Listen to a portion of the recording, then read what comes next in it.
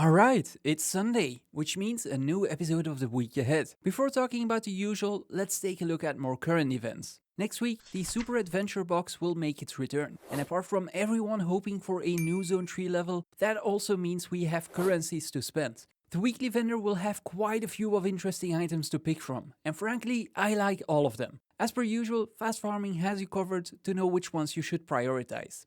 If you have way more bubble bubbles than you can spend on weekly sales, grab some holographic superfood, which you can actually even do throughout the year. The vendor who sells these is tucked away in a cave in Lion's Arch with all of the other festival vendors. The chest of legendary shards doesn't really have any value listed, but is something I usually buy throughout any festival, unless they're way overpriced. You can also buy one of these per day for 10 laurels, and if you get 100 of them, your Generation 2 legendary becomes a whole lot cheaper. They are probably not the best way of spending currency, but cheap Generation 2 legendaries. Also, some absolutely massive news dropped. I stream now, that's it. Go follow me on Twitch and YouTube. I do have plans to make the week ahead a live stream show, but the videos are here to stay. No need to panic if you prefer this fast fire format.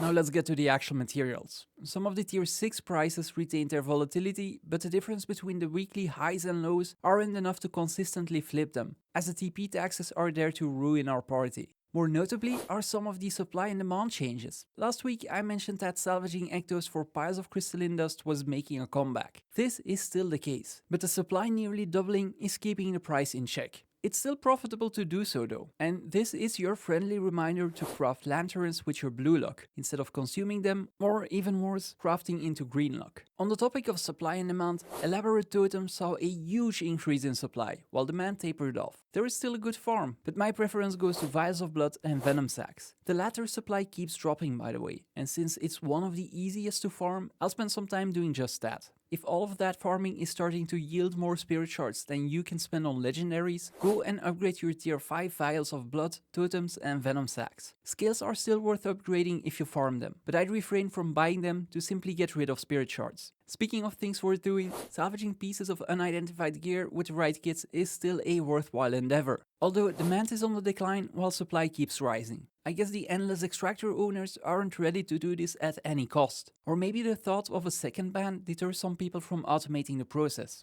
Salvaging gear most likely means obtaining charms and symbols, whose prices continue to bounce 10% up and down. Except for Charms of Potence, which was one of the most stable of its kind. Let's see if this is just a blip or a precursor of more to come. And if Lucent Modes continue their current trajectory, which isn't outside the realm of possibilities, we might start inching closer to that 1 silver apiece. And if you wonder what's behind this increase, legendary relics. Yesterday on stream, I rehashed 3 sets of recipes that can make you a great amount of gold, which are still largely being ignored. Crafting Storm's Eye, Stormforge and Grieving Consecrated Sarix weapons will yield anywhere from 6 to 8 gold of profit when you fill buy orders. If you list them instead, you can add another 2 to 3 gold for your patience. Just make sure to not dishevel the supply too much. If you want a more in-depth guide on these, check the pinned comments. I covered these as they came out, and they're clearly still worth considering, as long as you don't need the map currency for your obsidian armor, that is. Lastly, if you consider buying infinite gathering tools, don't get the flutes. They have some bad quirks.